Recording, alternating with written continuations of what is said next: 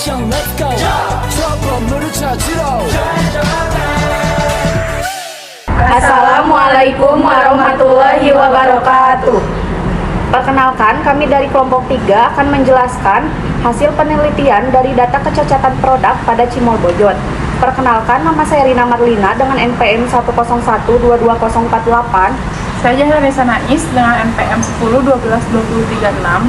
Saya Dinda Aulia Azahra dengan NPM 101222025. Saya Nurholis dengan NPM 101222049. Saya Fiana Febrianti NPM 101122023. Cimol Bojot merupakan salah satu jajanan khas Bandung yang terbuat dari tepung tapioka, tepung terigu, dan bumbu-bumbu seperti garam, micin, dan penyedap rasa. Tekstur dari Cimol Bojot tersebut yaitu kenyal dan berbentuk bulat dengan diameter 2-3 cm. Warna dari Cimol Bojot tersebut adalah warna putih dan rasa dari Cimol Bojot itu sendiri yaitu gurih dan pedas. Proses produksi Cimol Bojot. Bahan baku yang digunakan untuk membuat Cimol Bojot ada tepung tapioka, tepung terigu, dan berbagai macam bumbu. Tepung tapioka dan tepung terigu dicampur menggunakan air panas hingga kalis. Setelah adonan kalis, adonan dibentuk menjadi bola-bola kecil dengan diameter 2-3 cm.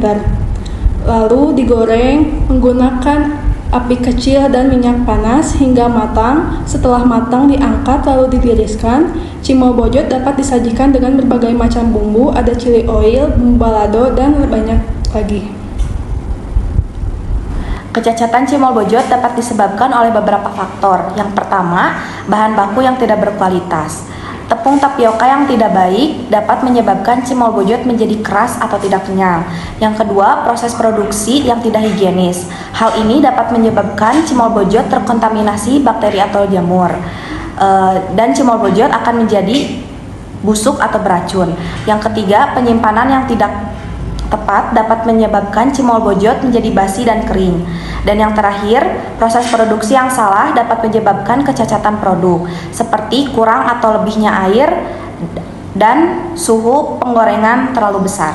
Dari data kecacatan tersebut dapat ditentukan bahwa prioritas masalahnya diantaranya yang pertama ada bahan baku yang tidak berkualitas, termasuk dalam kategori masalah tekstur. Yang kedua, proses pembuatan yang tidak higienis, termasuk ke dalam kategori masalah aroma dan rasa. Yang ketiga, penyimpanan yang kurang tepat, termasuk ke dalam kategori masalah tekstur. Dan yang terakhir, proses pembuatan yang salah, termasuk dalam kategori tekstur dan rasa.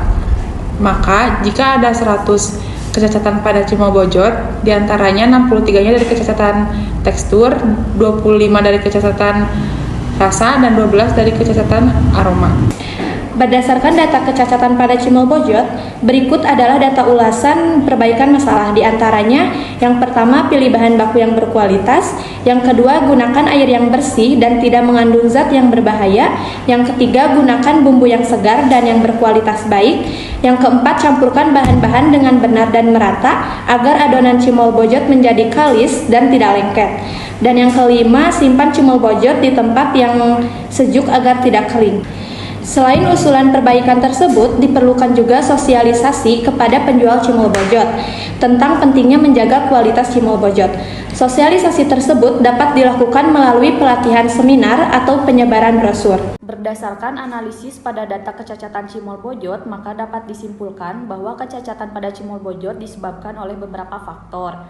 Yang pertama ada kualitas bahan baku, yang kedua proses pembuatan, dan yang terakhir ada pasca penanganan produksi. Untuk mencegah terjadinya kecacatan tersebut, maka adanya usulan perbaikan masalah, yaitu yang pertama adalah pilihlah kualitas bahan baku yang bagus, yang kedua proses produksi yang tepat, dan yang terakhir ada penanganan pasca produksi yang baik. Sekian penjelasan singkat mengenai data kecacatan produk pada Cimol Bojot dari kelompok kami.